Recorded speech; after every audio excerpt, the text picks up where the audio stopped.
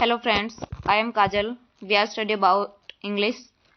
हम इंग्लिश में हमने मॉडल कर लिया था। मॉडल में हमने वुड को कर लिया था, ठीक है। यूज टू किया था, सॉरी यूज्ड टू को किया था। हम पार्टिकल मॉडल कर रहे थे। आज हम करेंगे नीड और डेयर को करेंगे। आज हम नीड और डेयर को करेंगे, ठीक है। देखते हैं इनका कैसे क्या यूज होता है। देखो, जो नीड है और जो डेयर है, नीड का मतलब क्या होता है? जरूरत। नीड का मतलब क्या होता है? जरूरत। क्या होता है? जरूरत। और अपना जो डेयर होता है उसका मतलब क्या होता है? उसका मतलब होता है हिम्मत। क्या होता है? हिम्मत, ठीक है, हिम्मत। अब ये देखते हैं इनका यूज कैसे होता है, ठीक है। मॉडल वर्ब में, मैन वर्ब में। अब ये देखना है कि मॉडल वर्ब में इनका यूज कैसे होता है। अब देखो, मॉडल वर्ब के अंदर इनका यूज देखते हैं नीड और डेयर का, ठीक है। तो मॉडल वर्ब में इनका यूज होता है डायरेक्ट नीड और डेयर का। नीड और डेयर का यूज होता है, इन दोनों का हेल्पिंग वर्ब के रूप में यूज होता है, ठीक है। और हमका यदि हम सब्जेक्ट के हिसाब से चेंज करें तो नीड्स और डेयर्स कभी भी नहीं कर सकते। इनको नीड्स और डेयर कभी भी नहीं कर सकते। ये हमेशा नीड और डेयर ही रहेंगे, ठीक है, क्योंकि एक मॉडल की फॉर्म है। अब देखो, इनका मेन वर्ब के अंदर यूज करें तो कैसे करें? हेल्पिंग वर्ब में हम इनके साथ एस नहीं लगा सकते। अब मेन वर्ब के अंदर यूज करना तो कैसे करेंगे? देखो, मेन वर्ब के अंदर नीड और डेयर का प्रयोग, ठीक है। मेन वर्ब के अंदर हम सब्जेक्ट के हिसाब से यूज कर सकते हैं। इसका नीड्स भी कर सकते हैं, ठीक से, ठीक है, और इसका डेयर्स भी कर सकते हैं, ठीक है। आई होप यहाँ तक आपको समझ में आया होगा। आगे एग्जाम्पल देखते हैं मेन वर्ब के रूप में, ठीक है, और हेल्पिंग वर्ब के रूप में भी देखते हैं। देखो, एग्जाम्पल अपना एफर्मेटिव सेंटेंस का लेते हैं। You need to take medicine,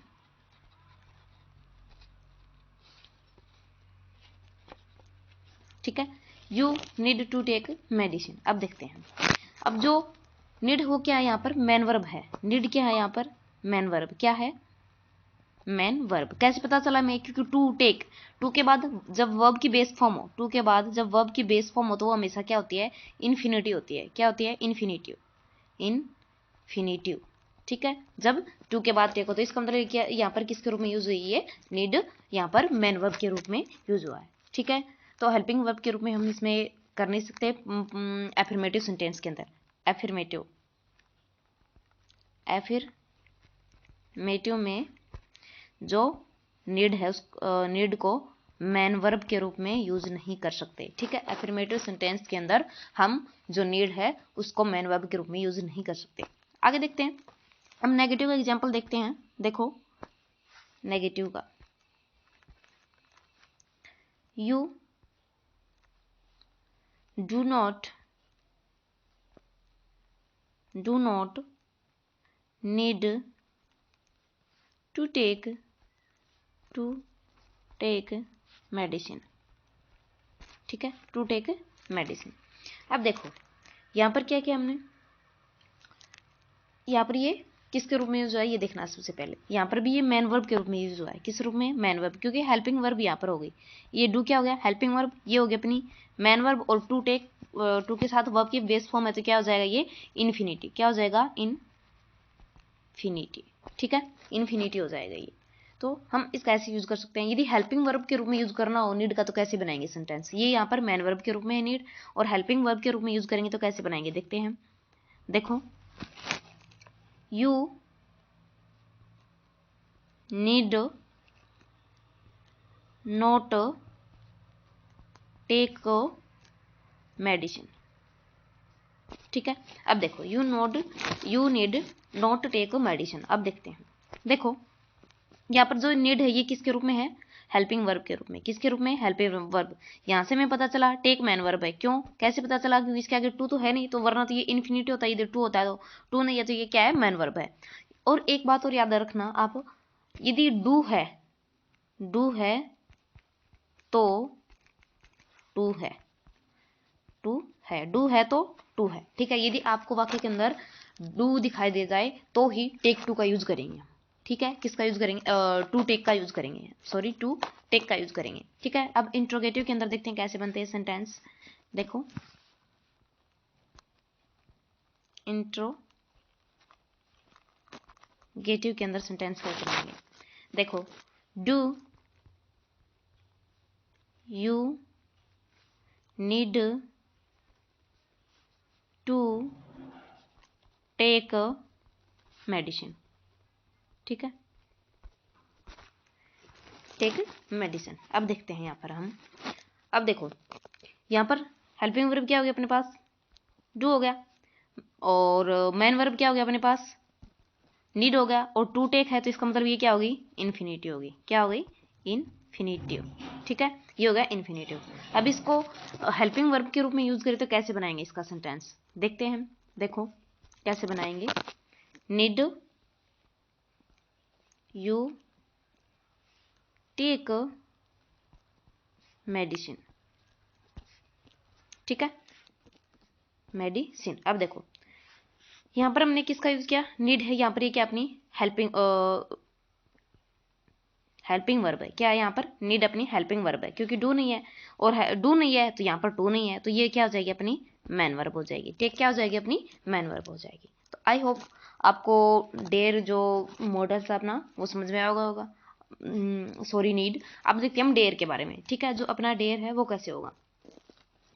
देखो डेयर का मैन वर्ब और हेल्पिंग वर्ब की तरह यूज देखते हैं। मैंने आपको तो बता दिया मॉडल में कैसे यूज होंगे और मैन वर्ब के रूप में कैसे यूज होंगे। अब देखते हैं डेयर का यूज, ठीक है। डेयर एफर्मेटिव के अंदर देखते हैं सबसे पहले। एफर्मेटिव सेंटेंस के अंदर देखते हैं सबसे पहले डेयर का यूज, ठीक है। अब देखो मैन वर्ब के रूप में कैसे यूज होगा। देखो you dare to answer back your teacher. तो मैं अपने टीचर को मतलब कभी भी वापस आंसर नहीं करना चाहिए। देखो डेयर नेगेटिविटी का होता है, ठीक है। नेगेटिविटी के लिए भी यूज कर सकते हैं हम इस वाक्य में, ठीक है। हम देखते हैं अब डेयर का मैन वर्ब के रूप में यूज हुआ है। किसके रूप में? मैन वर्ब के रूप में। मैन वर्ब का यूज करेंगे तब ये नेगेटिविटी का दर्शाएगी, ठीक है। अब देखो डेयर यहाँ पर क्या है? मैन वर्ब है। यहाँ पर क्या है? Man verb. कैसे पता चला हमें? क्योंकि जो टू आंसर है हमारे पास, टू आंसर, टू के साथ वर्ब की बेस फॉर्म, तो ये क्या अपने पास? इन्फिनिटी है। क्या है? इन्फिनिटी, ठीक है, इन्फिनिटी है। अब इसको हम हेल्पिंग वर्ब के अंदर एफर्मेटिव का यूज नहीं कर सकते। वही सेम बात, हेल्पिंग वर्ब के अंदर हम एफर्मेटिव का यूज नहीं कर सकते। हेल्पिंग वर्ब के अंदर एफर्मेटिव में हम डेयर का यूज नहीं करेंगे, ठीक है। आई होप ये समझ में आया होगा आपको। अब नेगेटिव में देखते हैं कैसे बनेगा इसका, ठीक है। देखो you do not dare to answer teacher, ठीक है, टीचर। अब देखते हैं। देखो डू है, यहाँ पर ये क्या है? हेल्पिंग वर्ब है। क्या है यहाँ पर? ये हेल्पिंग वर्ब हो गया, ठीक है। तो मैन वर्ब क्या हो गया हमारे पास? डेयर। डेयर क्या है? Man verb. और टू आंसर क्या हो गया हमारे पास? अपने पास हो गया इन्फिनिटी। क्या हो गया? इन्फिनिटी, ठीक है। तो ये बन गया हमारा। और जब डेयर को हम मैन वर्ब के रूप में यूज कर रहे हैं, अब हेल्पिंग वर्ब के तरह यूज करेंगे तो कैसे बनाएंगे। देखो you dare not answer teacher, ठीक है। तो कैसे बनाएंगे? अब देखो जो डेयर है अपना, डेयर यहाँ पर क्या है, हेल्पिंग वर्ब। कैसे पता चला हमें, क्योंकि आंसर के साथ में टू का प्रयोग नहीं हुआ है और आंसर क्या हमारी मेन वर्ब है। ठीक है, आंसर क्या है हमारी मेन वर्ब है। आगे देखते हैं इंट्रोगेटिव के रूप में कैसे करेंगे। इंट्रोगेटिव, ठीक है, देखो example, do you dare to answer teacher. ठीक है, अब देखो do you dare to answer teacher. अब देखो बैक टीचर। ठीक है, अब देखते हैं डू यू डेयर। अब डू है हमारे पास क्या हो गई ऑलरेडी, हेल्पिंग वर्ब हो गई। फिर डेयर क्या हमारी मैन वर्ब हो जाएगी और टू आंसर क्या हो जाएगा, इन्फिनिटी। ठीक है, इन्फिनिटी। आई होप आपको समझ में आया होगा। अब इंट्रोगेटिव के अंदर देखते हैं हेल्पिंग वर्ब की तरह कैसे यूज होगा डेयर का प्रयोग। Dare you answer back teacher. ठीक है, अब देखो डेयर क्या हो जाएगा अपनी हेल्पिंग वर्ब। ठीक है, और आंसर क्या आ जाएगा अपना मैन वर्ब। ठीक है, अब हेल्पिंग वर्ब होगी हमारे पास, मैन वर्ब हो गई, तो यहाँ पर ये क्या है हेल्पिंग रूप में, हेल्पिंग वर्ब के रूप में है। कैसे पता चला मैं, आंसर के आगे टू नहीं तो इन्फिनिटी तो नहीं है, ये अपनी मैन वर्ब है, तो सीधी सी बात है इसको हेल्पिंग वर्ब भी चाहिए, तो ये यहाँ पर इसके रूप में यूज हुआ है। ठीक है, एक बार रिवीजन देख लेते हैं। देखो नीड और डेयर के बारे में पढ़ा हमने, फिर नीड का मतलब जरूरत और डेयर का मतलब हिम्मत, फिर नीड और डेयर का हेल्पिंग वर्ब में कैसे यूज करेंगे, नीड्स और डेयर्स का यूज नहीं कर सकते हम, मैन वर्ब में हम नीड्स और डेयर्स यूज कर सकते हैं, और ये आपको एग्जांपल दे गए हैं। ठीक है, यहाँ पर नेगेटिव का डू है तो टू है। ठीक है, फिर इंट्रोगेटिव का एग्जाम्पल है, फिर आपको डेयर इन्फिनिटिव के अफर्मेटिव के बारे में बताया। ठीक है, हेल्पिंग वर्ब के रूप में यूज नहीं कर सकते हम। ठीक है, फिर आपको ये नेगेटिव बताया, फिर इंट्रोगेटिव बताया। तो यदि आपको क्लास अच्छी लगती है, यदि आप लोगों को क्लास अच्छी लगती है तो लाइक और शेयर एंड सब्सक्राइब करें। Thank you, have a nice day.